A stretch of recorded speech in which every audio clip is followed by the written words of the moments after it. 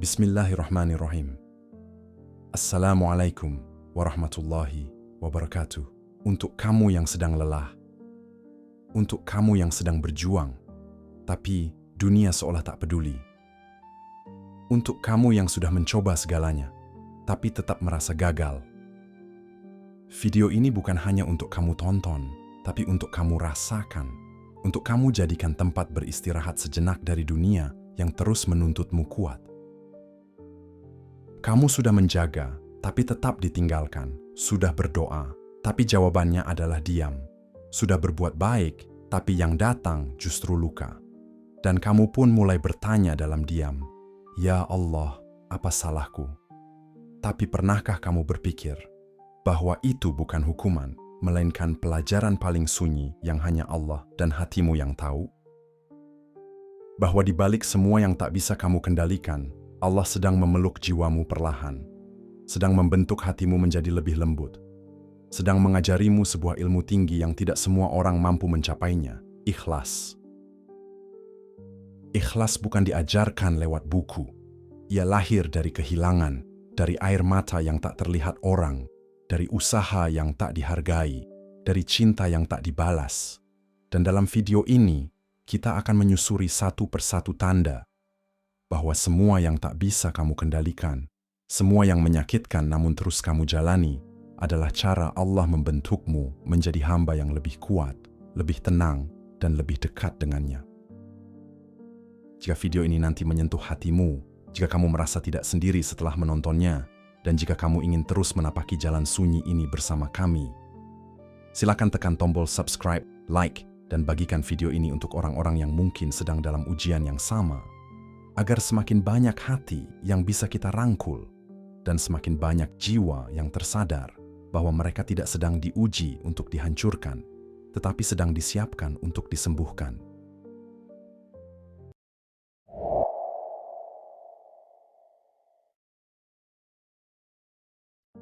Ketika segala usaha telah kamu lakukan, tapi hasilnya tetap tak seperti harapan. Ada masa dalam hidup ketika kamu merasa telah melakukan segalanya, kamu berjuang sekuat tenaga, berdoa siang malam, menyusun rencana serapi mungkin. Tapi pada akhirnya, yang datang bukan keberhasilan, melainkan kegagalan. Saat itulah Allah sedang membawamu masuk ke dalam sekolah paling sunyi, sekolah keikhlasan, di mana kamu belajar mencintai hasil, bukan karena ia sesuai keinginanmu, tapi karena kamu tahu hasil itu datang dari Allah. Ikhlas bukan soal menerima yang indah, tapi soal bertahan dalam kenyataan yang tak kamu mengerti, namun kamu tahu itu datang dari Tuhanmu yang Maha Pengasih. Firman Allah dalam surah Al-Baqarah ayat 216. Boleh jadi kamu membenci sesuatu, padahal itu baik bagimu. Dan boleh jadi kamu menyukai sesuatu, padahal itu buruk bagimu. Allah mengetahui, sedang kamu tidak mengetahui. Ayat ini seperti pelukan untuk hati yang sedang rapuh karena kecewa. Ia mengajarkan bahwa kegagalan bukan akhir dari segalanya, tapi awal dari sesuatu yang lebih besar yang belum kamu lihat sekarang. Para sufi tidak mengukur hasil dari dunia. Mereka melihat hasil sebagai cermin dari proses. Bahkan jika yang datang adalah luka, mereka menyambutnya sebagai tanda bahwa Allah sedang membersihkan jiwanya dari harapan yang salah tempat. Ibn Athaillah dalam Al-Hikam berkata, "Jika kamu melihat hasil dari usahamu, maka kamu belum benar-benar ikhlas. Karena yang ikhlas adalah yang melihat Allah dalam setiap proses, bukan hanya di ujungnya."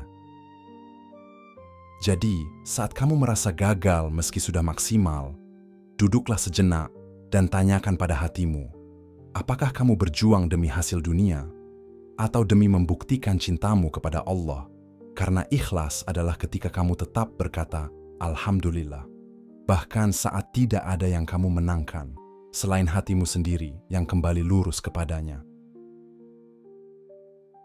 Orang yang paling kamu jaga justru meninggalkanmu.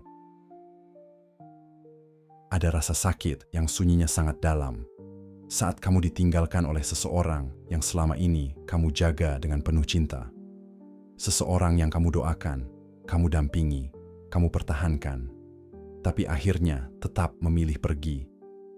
Dan kamu bertanya, apa salahku?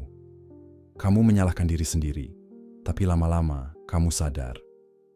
Ini bukan tentang kamu salah atau benar, tapi tentang bagaimana Allah ingin membentuk hatimu untuk tidak terlalu bergantung pada makhluk yang fana. Dalam ajaran tasawuf, kehilangan adalah bentuk pendidikan. Bukan karena Allah ingin kamu hancur, tapi karena Dia ingin kamu hanya mencintai yang tak pernah meninggalkan, yaitu dirinya. Para sufi tidak hanya belajar mencintai, tapi juga belajar melepaskan. Bukan karena mereka tak peduli, tapi karena mereka sadar, cinta yang sehat adalah cinta yang tidak menggantikan posisi Allah dalam hati.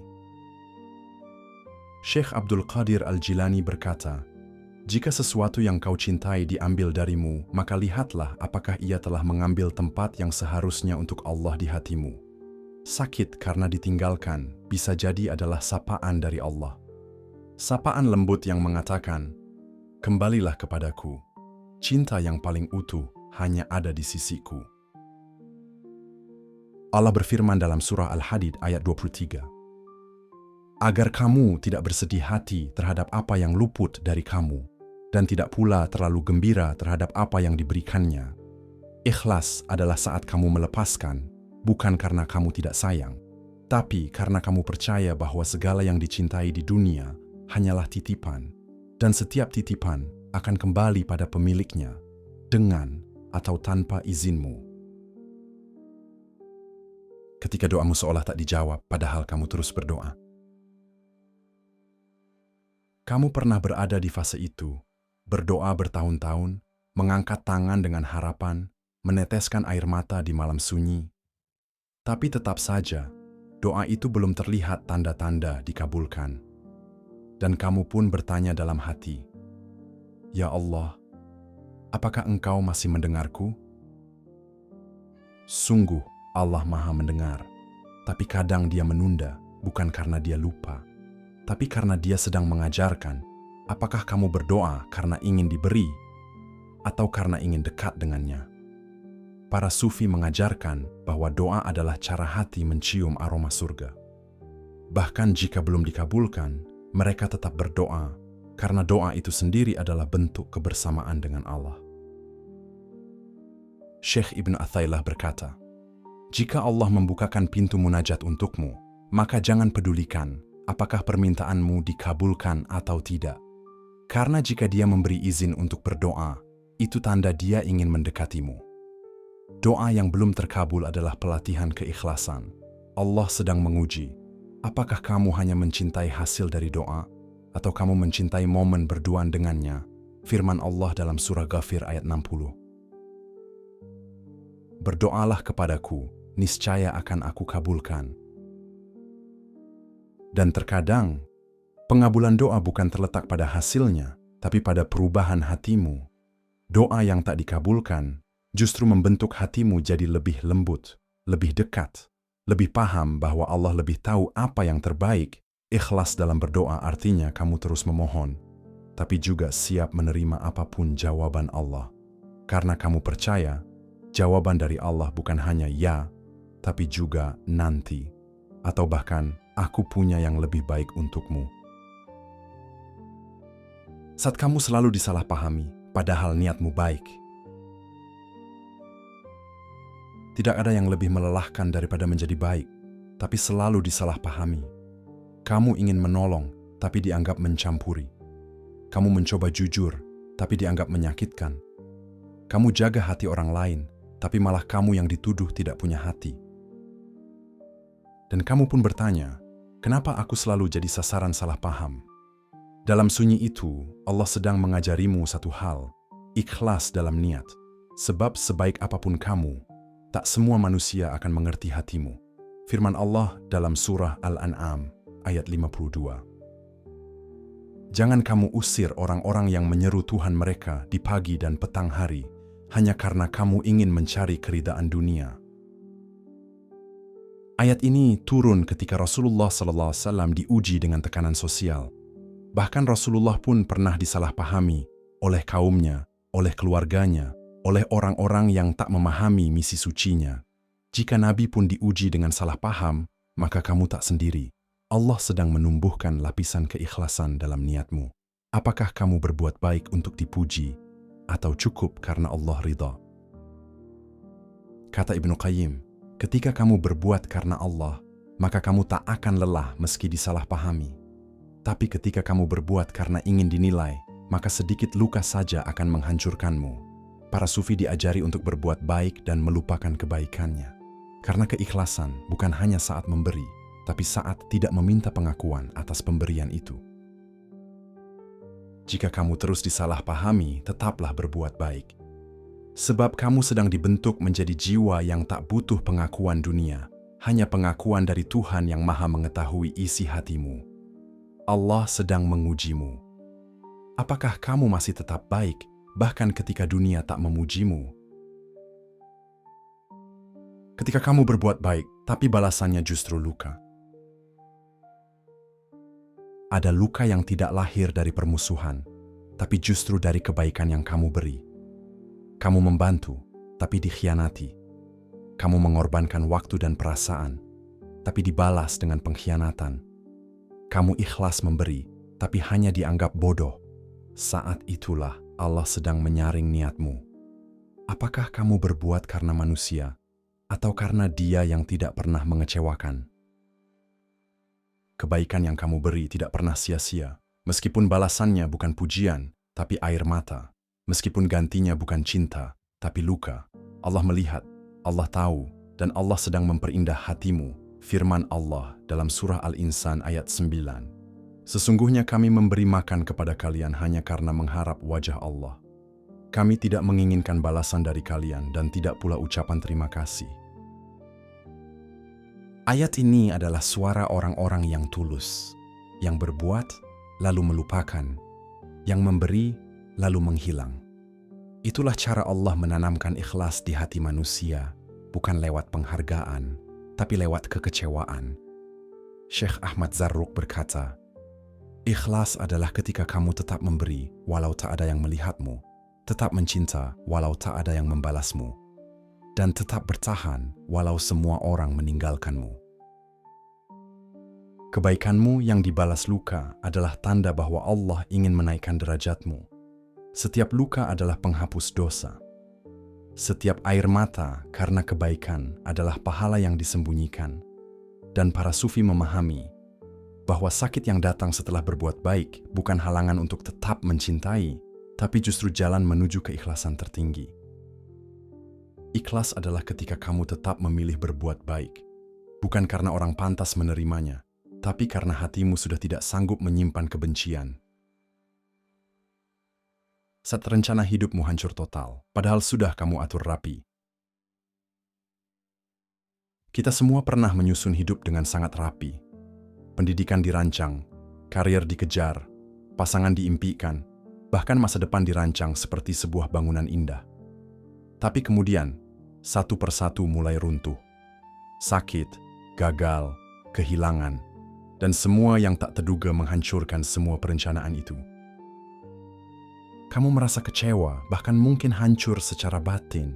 Namun Allah sedang berbicara, bukan melalui suara, tapi melalui kehancuran. Allah ingin kamu berhenti menyandarkan hidup pada apa yang kamu pikir kamu kuasai. Firman Allah dalam surah At-Takwir ayat 29. Dan kamu tidak bisa menghendaki sesuatu, kecuali jika Allah menghendakinya. Ayat ini membantumu menerima kenyataan bahwa sekuat apapun rencanamu, tetap Allah lah yang menentukan akhirnya. Para sufi mengajarkan bahwa keruntuhan adalah bentuk cinta. Ketika hidupmu runtuh, sesungguhnya Allah sedang membersihkan fondasinya. Agar kamu membangun ulang hidup, tapi kali ini bukan dengan ego, melainkan dengan ikhlas. Syekh Ibnu Athaillah berkata, kehancuran rencana duniamu bisa jadi adalah keselamatan akhiratmu. Ketika rencanamu gagal, bertanyalah dalam diam. Apakah aku marah karena Allah tak mengikuti rencanaku? Atau sedih karena aku tak percaya pada rencananya? Allah tak membiarkan rencanamu gagal untuk membuatmu menderita, tapi agar kamu kembali ke peta yang lebih agung, peta takdir Allah yang luas dan bijaksana. Dan di titik di mana semuanya hancur, itulah tempat paling suci. Karena kamu bisa mulai kembali, tapi kali ini dengan pasrah, bukan ambisi. Ikhlas adalah saat kamu berkata, "Ya Allah, aku tidak paham kenapa Engkau meruntuhkan ini, tapi aku tahu Engkau tidak akan pernah menyakitiku tanpa alasan." Ketika kamu ingin mengubah sesuatu, tapi tak mampu sama sekali. Ada hal-hal dalam hidup yang membuatmu merasa lemah. Kamu ingin memperbaiki keadaan, tapi tak bisa. Ingin menyelamatkan seseorang dari kehancuran, tapi kamu hanya bisa menyaksikan dari kejauhan. Kamu ingin membuat hidup lebih baik, tapi seolah semua pintu terkunci. Disinilah Allah sedang mengajarimu satu pelajaran penting, bahwa tidak semua hal harus bisa kamu ubah, tapi semua hal bisa kamu hadapi dengan hati yang ikhlas. Firman Allah dalam surah Al-Ankabut ayat 69. Dan orang-orang yang bersungguh-sungguh untuk mencari keridaan, kami benar-benar akan kami tunjukkan kepada mereka jalan-jalan kami. Dan sungguh, Allah benar-benar beserta orang-orang yang berbuat baik. Ayat ini bukan hanya janji tentang hasil, tapi janji tentang penyertaan Allah dalam proses. Allah tidak menuntut kamu mengubah segalanya, tapi Allah ingin kamu bersungguh-sungguh di titik kemampuanmu dan menyerahkan sisanya dengan ikhlas. Para sufi sangat memahami batas ini. Mereka tak menyerah begitu saja, tapi tahu kapan harus berhenti memaksa dan mulai berserah. Syekh Ibn Athailah berkata, "Apa yang tak mampu kamu ubah dengan tanganmu, ubahlah dengan doamu. Dan apa yang tak mampu kamu ubah dengan doamu, terimalah dengan hati yang tunduk." Ikhlas itu bukan pasrah tanpa usaha, tapi usaha yang disertai kesadaran bahwa hasil akhir bukan milikmu. Bahwa kamu bukan Tuhan dari hidup ini, dan ada kuasa Allah yang jauh lebih tahu mana yang terbaik. Mungkin kamu tak mampu menyelamatkan semuanya, tapi kamu bisa menyelamatkan hatimu dari putus asa dengan keikhlasan, dan itulah kemenangan yang sebenarnya. Saat kamu harus melepaskan sesuatu yang sudah menjadi bagian hidupmu, tak ada yang lebih menyakitkan daripada melepaskan sesuatu yang sudah menjadi bagian dari dirimu. Bisa jadi itu seseorang, bisa jadi cita-cita, bisa jadi harapan yang kamu rawat bertahun-tahun. Tapi pada akhirnya, kamu harus melepaskannya. Dan di situ, Allah sedang membentuk keikhlasan tertinggi dalam hatimu. Firman Allah dalam surah Al-Baqarah ayat 286. Allah tidak membebani seseorang melainkan sesuai dengan kesanggupannya. Ayat ini adalah jaminan bagi hati yang lelah melepaskan. Jika Allah mengizinkan sesuatu itu pergi, berarti kamu sanggup menjalaninya. Bukan karena kamu kuat, tapi karena kamu akan dikuatkan olehnya dalam proses kehilangan itu. Para sufi seringkali diuji dengan kehilangan yang besar. Mereka melepaskan dunia, melepaskan pujian, bahkan melepaskan dirinya sendiri dari ambisi dan ego. Karena mereka tahu, setiap pelepasan di dunia adalah langkah mendekat kepada Allah. Imam Al-Ghazali berkata, "Jika kamu melepaskan sesuatu karena Allah, maka Allah akan menggantinya dengan sesuatu yang lebih baik. Bukan hanya di dunia, tapi juga di akhirat." Ikhlas bukan sekadar melepas, tapi menerima bahwa yang kamu lepaskan memang bukan milikmu dari awal. Bahwa kamu hanya dititipi, dan kini sang pemilik memintanya kembali, luka karena kehilangan itu nyata, tapi ketenangan karena ikhlas itu juga nyata, jika kamu bersedia melihat dengan mata batin. Ketika hidupmu tiba-tiba berubah tanpa peringatan, kita semua pernah merasakan hidup berjalan baik-baik saja, sampai tiba-tiba semuanya berubah. Ada yang meninggal, ada yang pergi, ada rezeki yang hilang, ada jalan yang tiba-tiba buntu, dan kamu berdiri di tengah reruntuhan itu, bingung harus mulai dari mana. Itulah tanda Allah sedang memindahkan kamu dari zona nyamanmu ke zona bimbingannya. Firman Allah dalam surah Al-Baqarah ayat 155. "Dan sungguh akan kami berikan cobaan kepadamu dengan sedikit ketakutan, kelaparan, kekurangan harta, jiwa dan buah-buahan. Dan berikanlah kabar gembira kepada orang-orang yang sabar." Ayat ini adalah pelukan bagi jiwa yang sedang tak mengerti jalan hidupnya. karena perubahan yang tiba-tiba seringkali adalah pintu rahmat yang belum kamu pahami. Para sufi berkata bahwa hidup yang selalu stabil bisa menjadikan hati tertidur, maka Allah mengguncangnya, bukan untuk menghancurkan, tapi untuk membangunkan. Agar kamu sadar bahwa hanya Allah yang tak pernah berubah, Syekh Abdul Qadir Al-Jilani menulis, ketika dunia berguncang, genggamlah hati pada satu yang tak pernah berubah, Allah. Ikhlas adalah saat kamu tidak lagi bertanya, kenapa ini terjadi? Tapi mulai bertanya, apa yang Allah ingin ajarkan lewat ini? Perubahan hidup yang tak terduga bisa jadi adalah tanda bahwa Allah rindu mendekatkanmu kembali padanya. Saat kamu diuji berkali-kali di titik yang sama,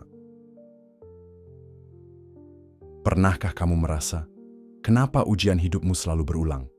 Kenapa kamu selalu ditolak di titik yang sama? Kenapa kamu selalu merasa gagal di bagian hidup yang sama? Jawabannya mungkin sederhana.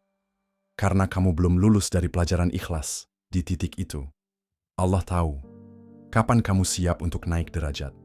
Dan sebelum kamu naik, kamu akan terus diuji pada pelajaran yang belum kamu kuasai. Firman Allah dalam surah Al-Baqarah ayat 286, lanjutan. Ya Tuhan kami, janganlah Engkau bebankan kepada kami apa yang tidak sanggup kami memikulnya. Dan Dia tidak membebani, tapi Dia mengajar, berulang, dengan sabar. Para sufi paham bahwa pengulangan ujian bukan siksaan, tapi tanda bahwa Allah masih sayang, masih sabar mendidik, masih ingin kamu benar-benar ikhlas sebelum kamu dipindahkan ke jenjang berikutnya.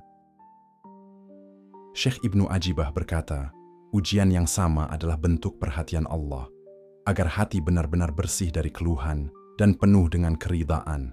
Ikhlas adalah saat kamu berhenti berkata, kenapa selalu aku? Dan mulai berkata, mungkin ini titik yang paling perlu aku benahi.